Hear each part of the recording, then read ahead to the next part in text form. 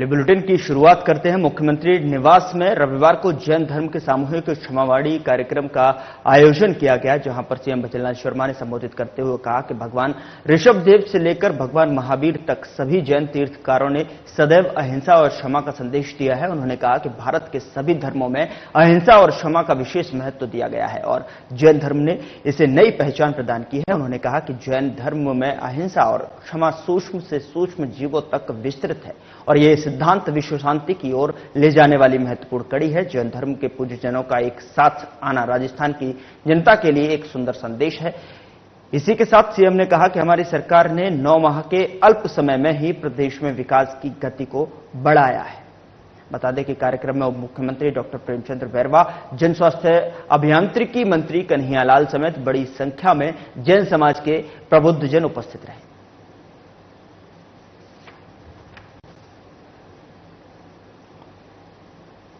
उधर राजस्थान सचिवालय में उप मुख्यमंत्री दिया कुमारी की मौजूदगी में आरटीडीसी और हुडको के बीच एमओयू हुआ है, जिसमें हुडको 415 करोड़ की वित्तीय सहायता प्रदान करेगा। वहीं उप मुख्यमंत्री दिया कुमारी ने पत्रकार वार्ता को संबोधित करते हुए कहा कि एमओयू के दौरान हुडको ने 415 करोड़ का लोन दिया, जिससे पर्यटन के क्षेत्र में बहुत संभावना है। उन्होंने कहा कि हमारे पीएम और सीएम की प्राथमिकता जो है पर्यटन के क्षेत्र को आगे बढ़ाने की है। ये डबल इंजन की सरकार है, केंद्र के साथ मिलकर राज्य का विकास करेंगे। इसी के साथ उप मुख्यमंत्री ने कहा कि हम धार्मिक पर्यटन को आगे बढ़ाने के लिए भी काम कर रहे हैं।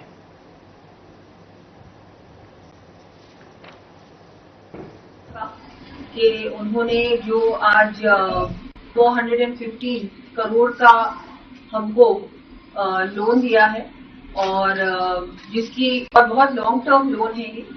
पर्यटन विभाग जो कि राजस्थान में जिसका पोटेंशियल बहुत अभी तक हमने उसका फुल पोटेंशियल नहीं रियलाइज, इसको आगे बढ़ाने के लिए, बढ़ावा देने के लिए, जैसा कि हम जानते हैं हमारे माननीय प्रधानमंत्री जी का विजन है विकसित भारत बनाने का, और उसी में हमारे माननीय मुख्यमंत्री जी भी, उनका भी विजन है कि एक विकसित राजस्थान बनना चाहिए और इसमें टूरिज्म की बहुत बड़ी भूमिका होने वाली है और होनी भी चाहिए।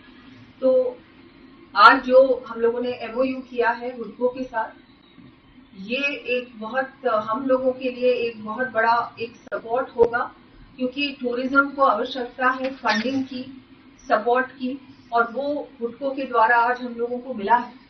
जैसा कि हम लोग पहले भी कहा करते थे और अभी भी कहूंगी मैं कि ये डबल इंजन की सरकार, केंद्र सरकार के साथ राज्य सरकार मिलकर प्रदेश का विकास करे, तो मैं इनका धन्यवाद दूंगी। और बहुत सारे हमारे तीर्थ स्थल भी, जो हमारे जितने भी रिलीजियस साइट्स हैं, हमारे मॉन्यूमेंट्स हैं, हमारे नए डेस्टिनेशन हैं, उनको हम लोग कैसे और अच्छा बना सकते हैं। जो टूरिस्ट है वो आए तो उसको बहुत अट्रैक्टिव लगे, उसको बहुत उसका जो एक्सपीरियंस है और इन्हांस्ड हो और अच्छा हो, उसके लिए हम लोग हर संभव प्रयास करें। मैम, कल फ्री समिट होने जा रहा है टूरिज्म का, उसको लेकर क्या कुछ कहना है? बिल्कुल, तो कल फ्री समिट है, उसमें बहुत सारे एमओयूज हैं वो साइन भी होने वाले हैं और उसके बाद हम सब जानते हैं राजस्थान भी होने वाला है। टूरिज्म की दिशा में हम लोग बहुत आगे बढ़ने वाले हैं। राजस्थान में, जैसा मैं पहले भी कह रही हूँ और अभी भी कहूंगी, कि राजस्थान में बहुत सारी संभावनाएं हैं टूरिज्म की, और उन सभी संभावनाओं को हम लोग एक्सप्लोर करेंगे और जितने भी हमारे इन्वेस्टर्स हैं उनको भी हम लोग प्रयास करेंगे कि ज्यादा से ज्यादा वो लोग भी इस दिशा में सोचें और टूरिज्म से लेके जो भी प्रोजेक्ट्स आएंगे उनको हम लोग इंकरेज करेंगे और आगे बढ़ाने का प्रयास करेंगे। Ease of doing business tourism sector में भी आए, उसके लिए हर संभव प्रयास किया जाएगा। मैम, पैलेस ऑन व्हील्स को लेकर ये बात सामने आई थी कि उनके मैनेजर ने कहा कि पॉलिटिकल मिसयूज हो रहा है, उसको ऐसा कुछ नहीं है, ऐसा कुछ नहीं है। बहुत अच्छी तरह से वो भी हमारी ट्रेन है, बहुत अच्छी तरह से। मैम, आपने कहा कि डबल इंजन सरकार काम कर रही है, लेकिन कांग्रेस को नहीं लगता है, उनको लगता है कि मुख्यमंत्री जब डाउन करने में लगे हुए दिल्ली राजस्थान का काम ही नहीं कर रहे। उनके बोलने से कुछ नहीं होता, वो विपक्ष है, वो बोलेंगे, उनको बोलने दीजिए। रिजल्ट जब आएगा तब अपने आप दिख जाएगा जब काम होगा। देखिए, अभी हमारी सरकार 7-8 महीने हुए हैं, अभी बीच में आचार संहिता थी, लेकिन उस दौरान भी इतने बड़े बड़े एमओयू साइन हुए हैं और धरातल पर काम शुरू भी हो गया। उधर जयपुर में इंडियन चैम्बर ऑफ कॉमर्स के राजस्थान राज्य कार्यालय का उद्घाटन किया गया।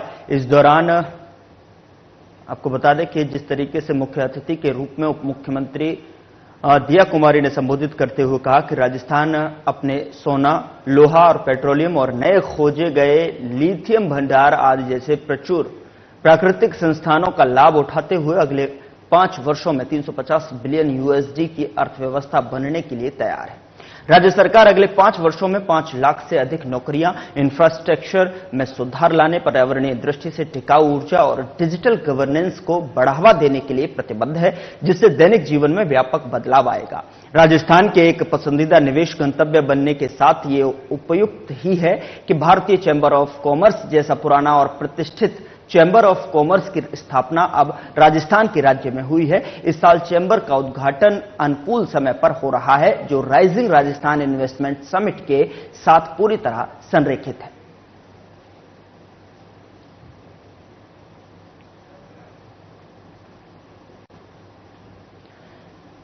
उधर जोधपुर जिला स्थित सर्किट हाउस में केंद्रीय संस्कृति और पर्यटन मंत्री गजेंद्र सिंह शेखावत ने प्रेस कॉन्फ्रेंस की। इस दौरान केंद्रीय संस्कृति और पर्यटन मंत्री गजेंद्र सिंह शेखावत ने कहा कि नवरात्रि का पर्व हमारे लिए विशेष महत्व रखता है। ये भारतीय सनातन समय परंपरा का हिस्सा है, जो साल में ऋतु संक्रमण के काल के समय में मनाया जाता है। ये पर्व 9 दिनों तक चलता है, जब ऋतु से दूसरी ऋतु में परिवर्तन होता है। इस वर्ष और इस पर्व का भौतिक, आध्यात्मिक और सांस्कृतिक महत्व जुड़ा हुआ है। इस दृष्टिकोण से ये निश्चित रूप से अत्यंत महत्वपूर्ण है। वहीं उन्होंने कहा कि भौतिक दृष्टिकोण से जब ऋतु का परिवर्तन हो रहा है तो हमें अपने आहार और दिनचर्या में भी बदलाव लाने की आवश्यकता होती है। इसके लिए संक्रमण के इस काल में व्रत और उपवास की व्यवस्था हमारे ऋषियों ने स्थापित की।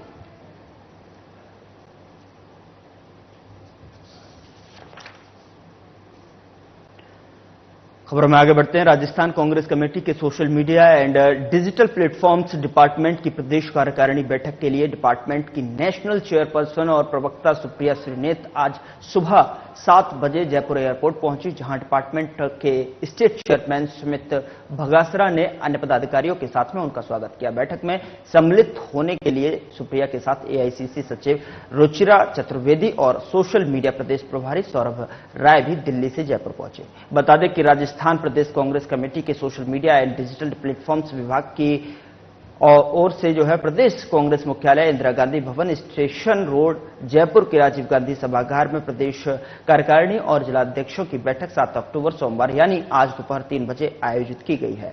बैठक में कांग्रेस प्रदेशाध्यक्ष गोविंद सिंह डोटासरा, विभाग का राष्ट्रीय चेयरपर्सन सुप्रिया श्रीनेत, एआईसीसी सचिव और नवनियुक्त सह प्रभारी ऋत्विक मकवाना समेत वरिष्ठ नेतागण उपस्थित रहे।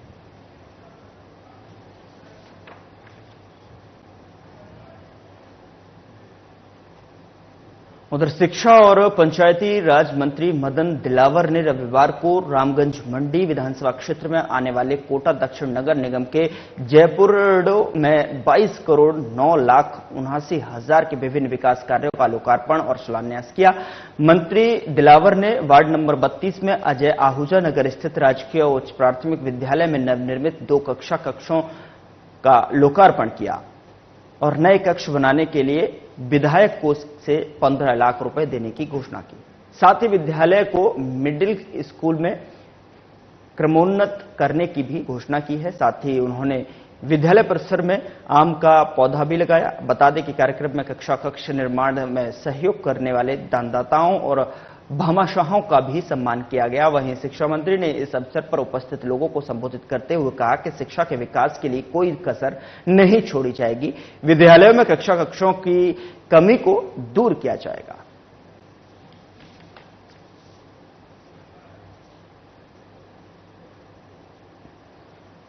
उधर शासन सचिव पशुपालन, गोपालन और डेयरी डॉक्टर समित शर्मा अध्यक्षता में पंत कृषि भवन में रविवार को rising Rajasthan global investment summit 2024 के आयोजन और उससे पहले 24 अक्टूबर को प्री समिट में व्यवस्थाओं के क्रियान्वयन के लिए कृषि, उद्यानिकी, पशुपालन, डेयरी और संबद्ध विभागों के दायित्वों के निर्वहन के संबंध में बैठक का आयोजन किया गया। वहीं बैठक में डॉक्टर शर्मा ने अधिकारियों से अधिक निवेशकों को राइजिंग राजस्थान के जोड़ने और समिट को सफल बनाने के लिए पूरी लगन और मेहनत से काम करने का आह्वान किया है। उन्होंने 24 अक्टूबर को जयपुर में आयोजित होने वाली प्री समिट बैठक की तैयारियों के बारे में भी अधिकारियों को निर्देश दिए।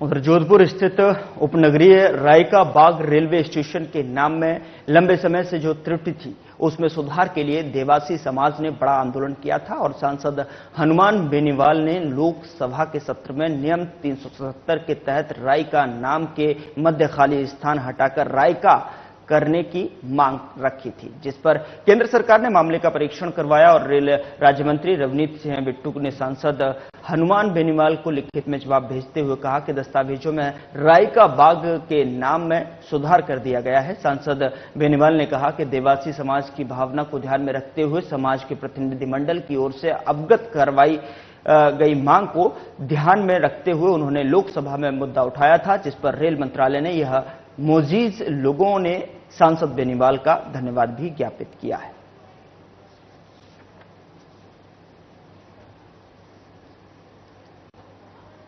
उधर मुख्यमंत्री बजरंगलाल शर्मा की पहल और चिकित्सा मंत्री गजेंद्र सिंह खींवसर के निर्देशों पर राज्य में मिलावट के खिलाफ निरंतर अभियान चलाया जा रहा है। आपको बता दें कि इसी कड़ी में आयुक्तालय में प्राप्त शिकायत के आधार पर रविवार को खाद्य सुरक्षा आयुक्त इकबाल खान के निर्देशन में सोडाला स्थित एक फर्म पर कार्रवाई कर नमूने लिए गए। अतिरिक्त आयुक्त पंकज ओझा और संयुक्त आयुक्त डॉक्टर एसएन धोलपुरिया के सुपरविजन में मेसर्स भूरामल भागीरथ अग्रवाल सोडाला तेराहा पर केंद्रीय दल के खाद्य सुरक्षा अधिकारियों की ओर से कार्रवाई की गई। मौके से बादाम कटिंग और काला नमक के नमूने लिए गए। यहां ड्राई फ्रूट्स, दालें, मसाले आदि की पैकिंग में नियमों की पालना नहीं की जा रही थी, जिसके लिए अलग से फर्द रिपोर्ट तैयार कर नियमों की पालना करने की हिदायत दी गई है। बता दें कि नमूनों की रिपोर्ट के आधार पर नियमानुसार कार्रवाई की जाएगी।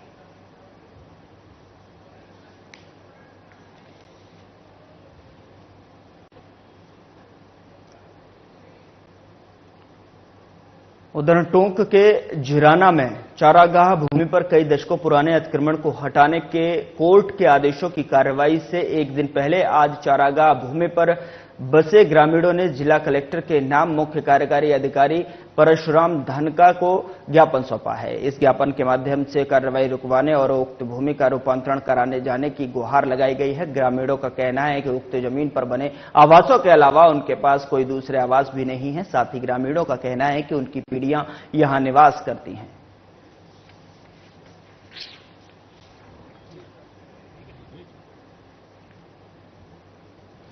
तो ग्रामीणों का कहना है कि उक्त जमीन पर बने आवासों के अलावा उनके पास कोई दूसरे आवास भी नहीं है। साथ ही ग्रामीणों का यह भी कहना है कि उनकी पीढ़ियां यहां पर निवास करती आई हैं। खबर टोंक के जिराना में चारागाह भूमि पर कई दशकों पुराने अतिक्रमण को हटाने के कोर्ट के आदेशों की कार्रवाई से एक दिन पहले आज चारागाह भूमि पर बसे ग्रामीणों ने जिला कलेक्टर के नाम मुख्य कार्यकारी अधिकारी परशुराम धनका को ज्ञापन सौंपा है। इस ज्ञापन के माध्यम से कार्रवाई रुकवाने और उक्त भूमि का रूपांतरण कराए जाने की गुहार लगाई गई है।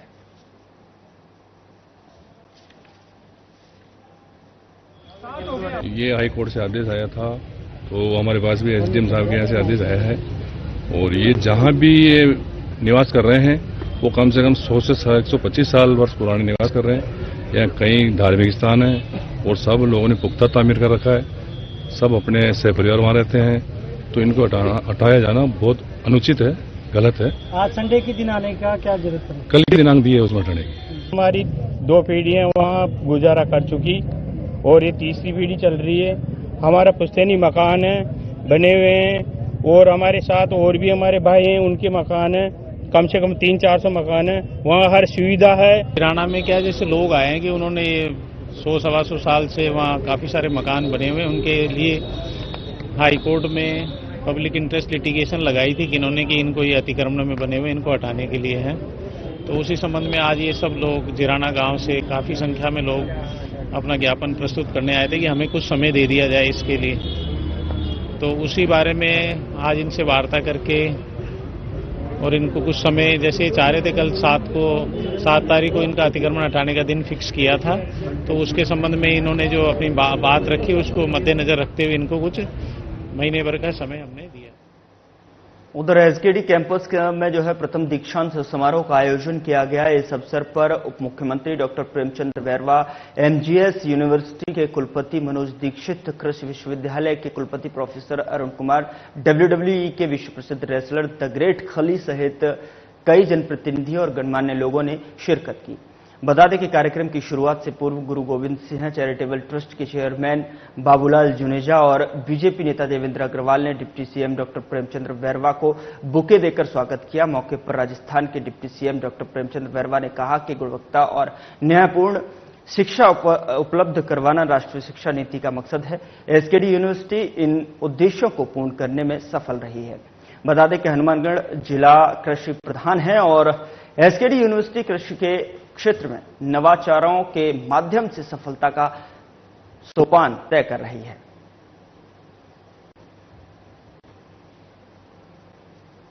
कुशालदास विश्वविद्यालय की स्थापना आज के 6 वर्ष पूर्व 5 अक्टूबर 2018 को की गई थी। पंजाब और हरियाणा की सीमा से लगता हुआ प्रदेश का यह क्षेत्र भी कृषि प्रधान क्षेत्र है।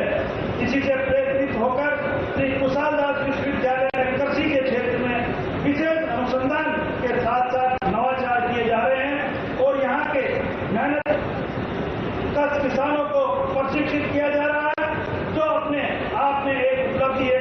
इसके लिए विश्वविद्यालय को मैं बहुत बहुत बधाई और धन्यवाद देना चाहूंगा। हरियाणा प्रदेश में खेलों के प्रति विशेष लगाव को देखते हुए विश्वविद्यालय ने योग और खेल में नए नवाचार किए और योग कार्यक्रमों में 2 बार विश्व रिकॉर्ड बना चुके हैं।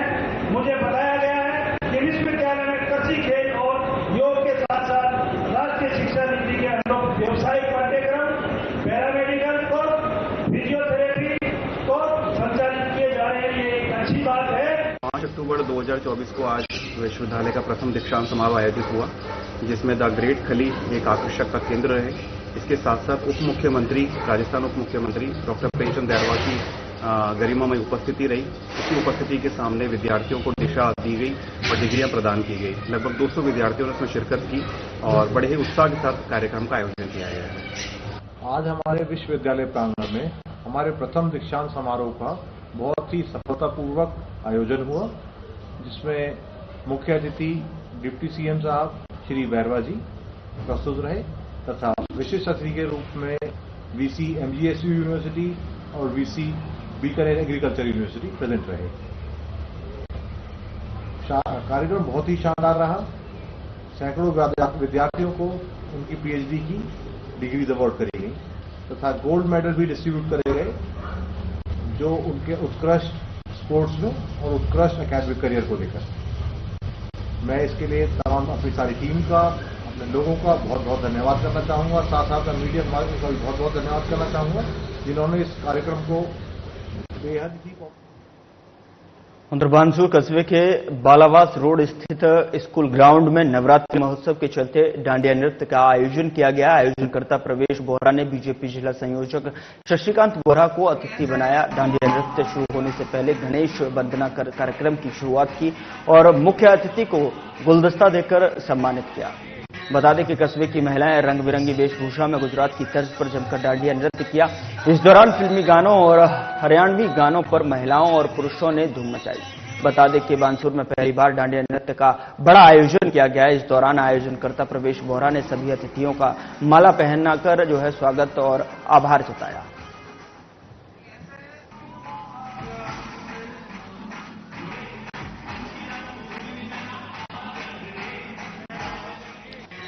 तस्वीरें आपके सामने हैं, जहां पर जो है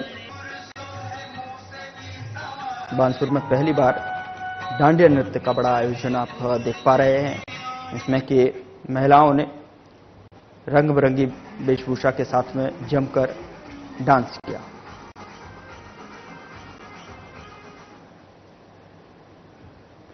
उधर निवाई नगरपालिका के तत्वाधान में आयोजित रामलीला महोत्सव के तहत शहर में भव्य राम बारात निकाली गई।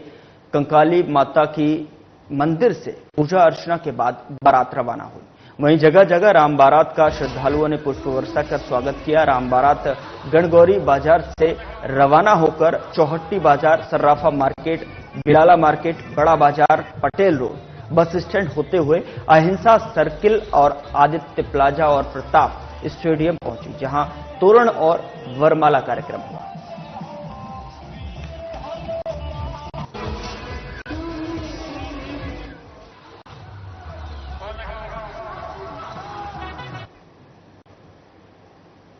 उधर anti gangster task force police मुख्यालय की टीम ने जयपुर के मानसरोवर इलाके में महिमा सर्किल स्थित एक चाय की थड़ी पर बैठकर लूट की योजना बना रहे 2 बदमाशों को पकड़ और एक अवैध देसी पिस्टल और 7 जिंदा कारतूस बरामद किए हैं। दोनों बदमाशों को मामले में अग्रिम अनुसंधान के लिए मानसरोवर पुलिस को सौंप दिया गया है। Police anti gangster task force के अतिरिक्त महानिदेशक दिनेश एमएन ने बताया कि गैंगस्टर तस्करों और वांछित बदमाशों की तलाश और धरपकड़ के लिए टीम को रवाना किया गया था। इसी कड़ी में लूट की योजना बना रहे 2 बदमाशों को गिरफ्तार किया गया है।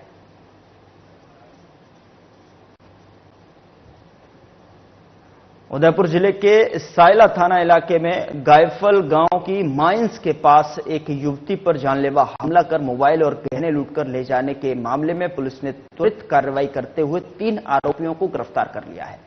एसपी योगेश गोयल ने बताया कि शनिवार को गायफल गांव की माइंस के पास एक युवती के घायल अवस्था में पड़े होने की सूचना मिली और एसएचओ प्रवीण जुगतावत तुरंत टीम के साथ मौके पर पहुंचे, जहां एक युवती खून से लथपथ बेसुध हालत में थी।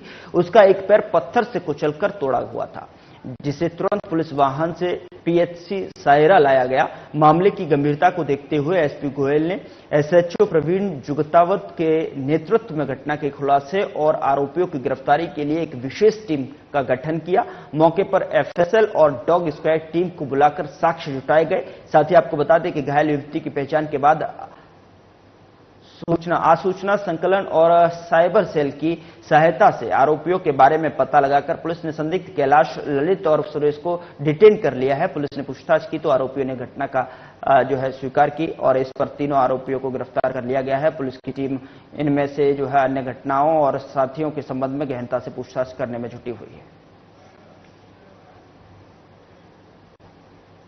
फिलहाल बुलेटिन में इतना ही। नमस्कार।